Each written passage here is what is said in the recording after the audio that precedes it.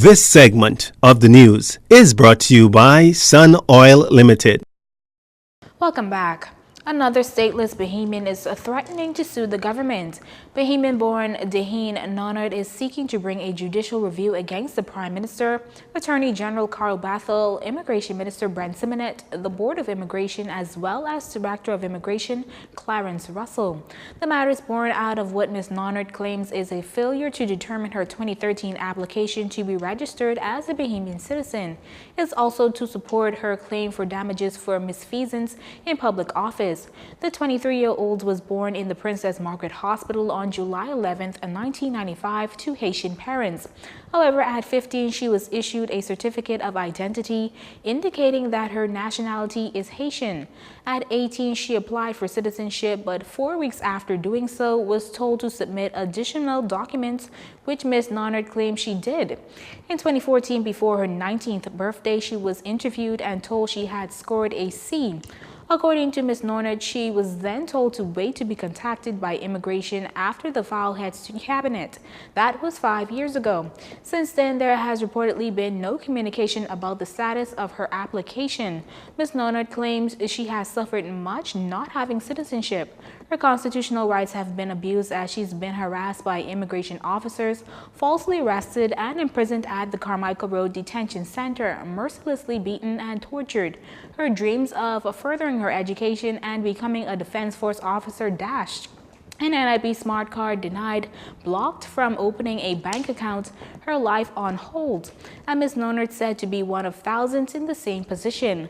Fellow Bahamian-born Ronnie Jane Charles recently applied for citizenship after the Court of Appeal dealt a serious blow to his landmark immigration case. Jane Charles's attorney, a noted Queen's Counsel Fred Smith, who also represents Ms. Nonard, has since taken steps to have the case heard before the law lords of the Privy Council in London. Meantime, two men formerly arraigned on drug charges, 57-year-old Leland Curling of Dove Street, Winton Meadows, and 47-year-old Michael Knowles, aka Michael Major of Taylor Street off East Street, today appeared before Deputy Chief Magistrate Shubasola Swain on one count each of conspiracy to possess dangerous drugs with the intent to supply and possession of dangerous drugs with the intent to supply.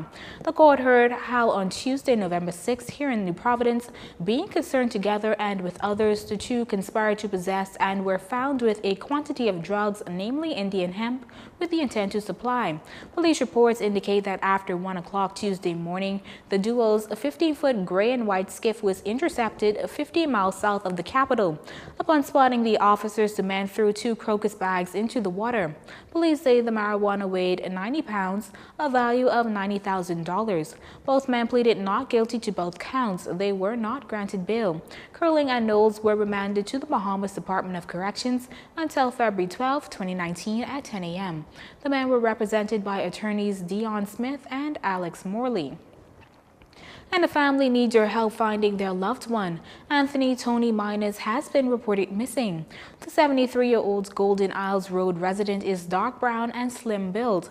Police are asking anyone with information on his whereabouts to contact the Central Detective Unit at 502-9991 or 2-911-919 or the nearest police station. And health insurance is important, but many just simply cannot afford it, which is why the Bahamas Baptist Missionary and Educational Convention is in the process of creating their own health fund to support their pastors' medical services.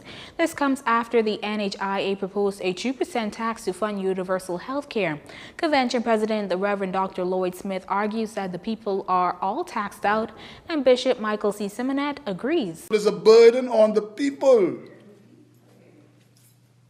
And we got to remove that yoke from off the people's neck. They can't pay it. Don't put it on them. The government shouldn't put a yoke on the people's neck.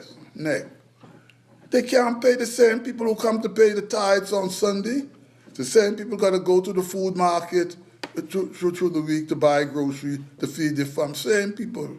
Just 2 weeks ago, the National Health Insurance Authority, or the NHIA, proposed a 2% payroll tax to fund the universal health care scheme in the Bahamas. The authority calculated that the annual cost per person for basic universal health care coverage is an estimated $1,000 per year. This annual premium would cover a standard health benefit package. a minimum standard of coverage provided under NHI that would include expanded primary care services and high-cost care for certain chronic illnesses. Our final story is up next. This segment of the news has been brought to you by Sun Oil Limited.